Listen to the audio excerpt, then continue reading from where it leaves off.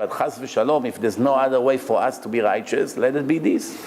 As long as we don't leave the world wicked. What happened in this world anyway, it's a blink of the eye. People live here in illusion that they're going to be here forever. Before you realize life is over, boom, it's over, blink of the eye. How you live the world will stay with you for eternity.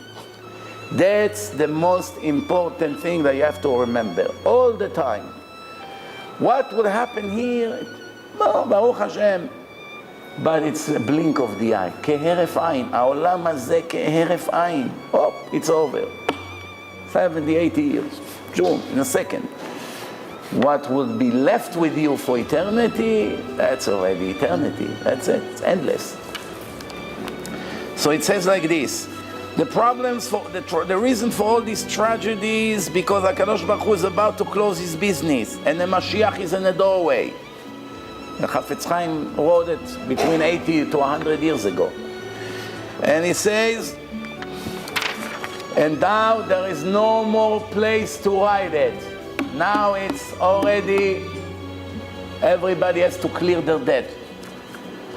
Chazal says in the Gemara, in Masechet Brachot, in the first chapter, Chavivin Isurin.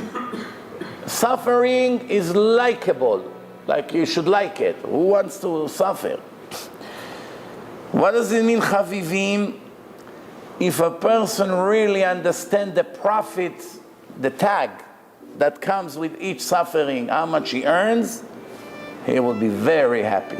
Problem is that a person thinks I'm receiving suffering for free.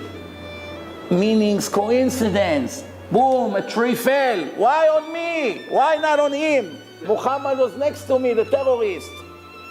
Why it had to fall on my head? Now stitches all day, 1 week without work, losing business. But when a person understands it was supposed to be on me and only on me, and the reason that it fell on me is because I had 500 other mistakes that I never made tshuva, and this came and wiped out the 500 from my file. In Gehenom, it will be a lot worse than a tree. That's what a person don't understand. For Hashem, with His mercy, He gives you a little punishment over here. In other places, the punishment is a lot worse. The Ramban, by the way, you should know one thing. All the great legendary names of all these holy rabbis that we have, that every lecture you hear their names, Rambam, Ramban, Rabbeinu Yonah, Ari HaKadosh, Rabbi Yosef Karo, all these names, Rabbi Akiva, Rabbi Shimon Bar Yochai, not one of them would be able to be a rabbi in today's generation. If they would be rabbis today, you would not have almost one person come to hear their lectures. Read in their books how strict they used to be. How many people can handle the truth? If you come to a lecture of the Ramban, greatest big tzaddik, commentary of the Torah, big Mekubal, holy, Ramban. Cannot move a step in Judaism without the ideology that the Ramban taught us. The Ramban writes in the introduction to Sefer Iyov, to the book of Job.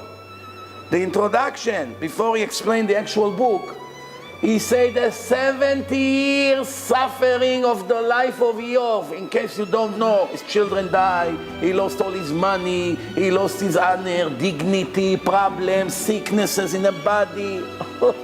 Who could live a minute like this?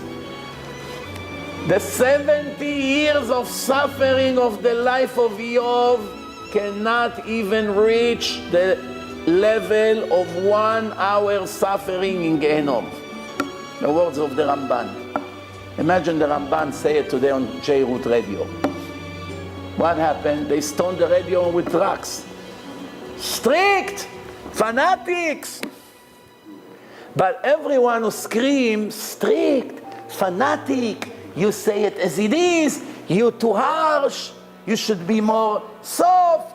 They mentioned the Ramban. Who gave you permission to mention the Ramban? Don't be a hypocrite. If you mention him, say exactly what he said. Don't say what you want to say.